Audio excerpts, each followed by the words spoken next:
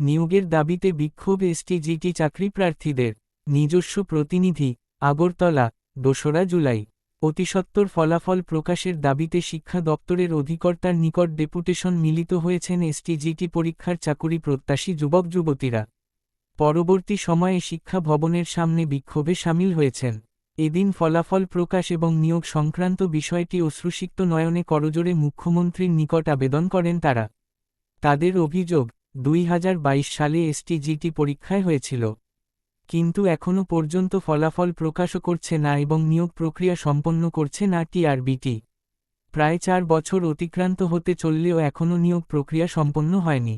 এ বিষয়ে দীর্ঘ কয়েক মাস যাবৎ মুখ্যমন্ত্রী থেকে শুরু করে অন্যান্য ৫-এর পাতায় দেখুন।